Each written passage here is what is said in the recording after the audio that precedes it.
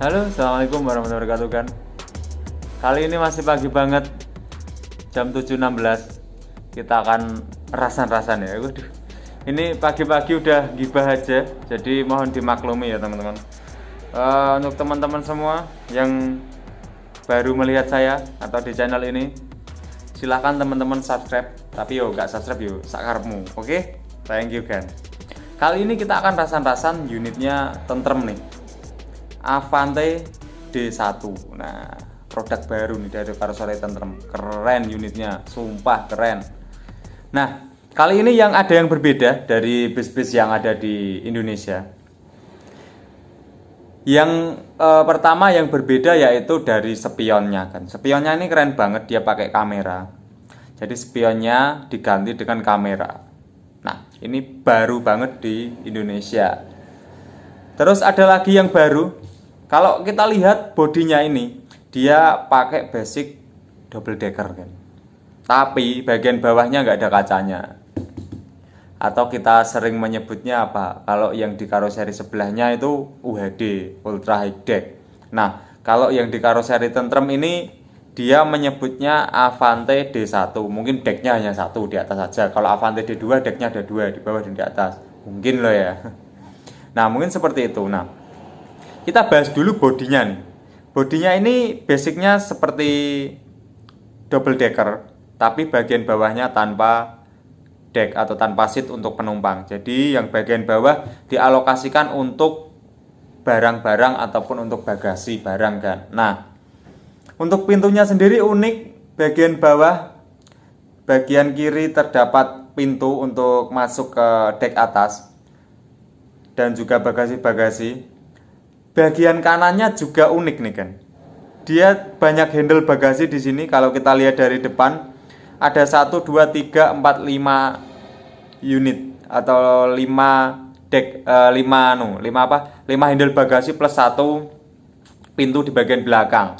Nah, tapi di tengahnya unik nih. Di tengahnya handle bagasinya agak turun. Itu mungkin juga membukanya ke kanan dan ke kiri ataupun seperti pintu bagasi. Nah, ini bakal keren banget unitnya Harapan Jaya ini. Saya rasa bisa mengangkut 10 motor ya. Untuk bagian di bawah, deck bawah ini. Karena kalau untuk penumpang sendiri bisa kita lihat ada biasanya bisa mengangkut sekitar 10-an orang. Kalau kelasnya dua-dua yang longgar banget itu bisa 10-an. Nah, untuk motor sendiri kemungkinan juga bisa 10 atau bahkan lebih ya kalau motornya kecil-kecil seperti Honda Beat gitu ya. Nah, unit ini kerennya itu selain uniknya tadi yang di bawah dipakein buat alokasi untuk barang, yang di atas hanya penumpang. Unit ini pakai kamera yang ada di spion kan. Tapi yo mau dirasan-rasani, ini kamera yang di spion ini pertama di Indonesia yang diaplikasikan di dalam bus ya. Kalau di mobil-mobil pun belum. Mungkin ada cuma kamera belakang yang ditaruh di belakang terus dikasih di depan, di tengah itu kamera yang kaca yang ada di depan, yang ada di tengah-tengah atas dashboard itu. Nah, itu pun kebanyakan pakai kamera-kamera yang kamera mundur ataupun kamera yang ya seperti itulah. Nah, di bis ini sendiri saya rasa cukup menarik. Kalaupun menjadi tren itu juga akan keren banget. Tapi kalau dihitung-hitung dari kosnya ini, karena pertama kali menggunakan, ini kemungkinan biayanya cukup mahal untuk membuat spion dengan kamera di dalam bis.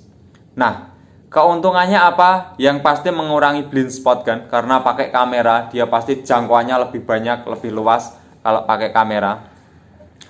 Tapi ini walaupun pakai kamera, dia tetap ada layar di pilar A kanan dan kiri kan. Bisa kita saksikan pada unit Avante D1 ini, dia ada layarnya di bagian pilar kanan terlihat ketika di dalam foto ini.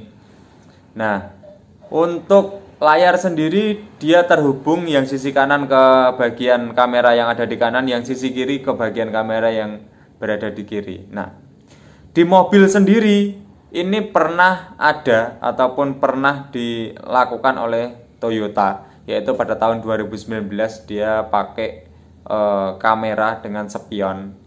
Kamera di spion maksudnya, itu pada unitnya Lexus dan di jual di tahun 2019. Nah, seperti itu. Terus kalau pada bus ini ya kan, plusnya itu tadi dia bisa, yang pasti looknya atau tampilannya baru, bisa pakai kamera tanpa spion. Dia tidak akan menambah panjang dimensi bus dengan spion. Jadi haluannya yang tadinya masih ada space, masih ada jarak setengah meter dari spion ataupun bahkan 70 cm dari spion, dia akan hilang. Jadi lebih enak untuk haluan-haluan ke kanan ke kiri kalau tempatnya sempit.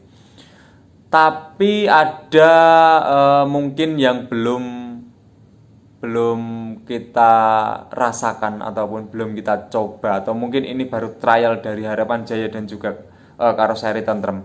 Tapi kita harap ini tetap jadi inovasi yang baik dan bagus. Nah, yang menjadi was-was adalah ketika kamera tersebut kita dalam keadaan kencang banget di tol ya 80-100, tiba-tiba konslet kameranya, karena ini karoseri ya. Karena ini karoseri. Nah, kita ngomong karoseri ya, bukan pabrikan mobil. Kalau pabrikan mobil mungkin standar seperti itu. Kita ngomong karoseri, orang karoseri pasti tahu.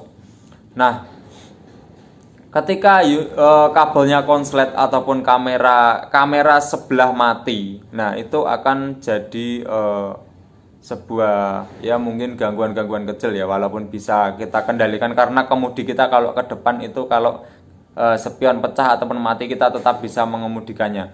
Tapi setelah itu mau jalan itu repot kan kalau mati. Misal nih ya, unitnya kita berada di tol Cipali lah, misal di Cipali unitnya jalan kenceng nih, terus tiba-tiba konslet ataupun kameranya mati. Nah itu, dan tidak ada serepnya ini ya, spionnya ya.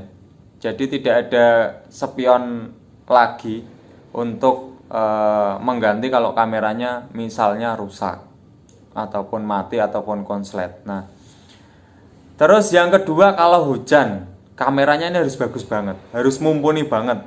Kalau hujan misal kameranya dia tertetes sebuah air, itu kan menyebabkan ya teman-teman bisa lihat lah ya kalau kamera kena air atau ketetesan air itu seperti apa. Nah, mungkin terjadi seperti ngeblur gitu kan. Nah, ini kameranya harus benar-benar bagus. Saya rasa mungkin karoseri Tentrem sudah dan juga Harapan Jaya sudah memikirkan itu. Jadi kameranya sudah bisa menembus air dan juga bisa tahan terhadap air.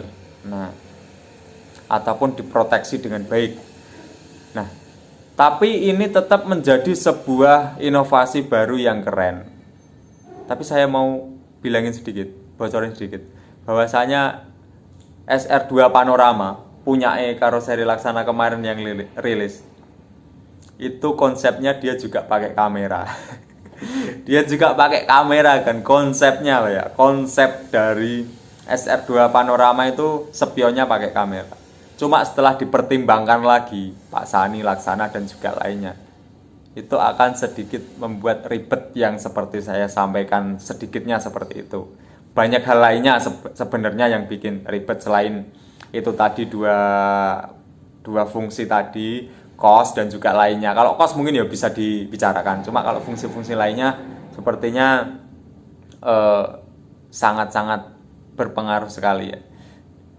Juga yang harus dilatih lagi adalah kebiasaan sopir. Tapi ini kan dia kameranya ada di kanan kiri dan disesuaikan dengan letak spion yang dulu ada di situ. Jadi ya nggak begitu pengaruh. Cuma ya harus menyesuaikan sopirnya.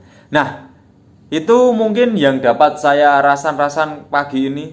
Masih pagi sekali, belum sarapan, belum minum, belum apa, sudah gibah. Mudah-mudahan dimaafkan. Dan namanya ini rasan-rasan kan. Jadi ini versi saya dan bukan versi real ataupun versi dari ITB ataupun dari lainnya. Jadi ini benar-benar versi saya untuk inovasi terbaru dari karoseri Tentrem. Keren banget, saya acungi jempol. Keren inovasi ini karena memang kebutuhan bus semakin hari semakin harus menarik dan juga baik, juga harus mengikuti teknologi yang ada. Di mobil sudah kita aplikasikan di bus kan gitu.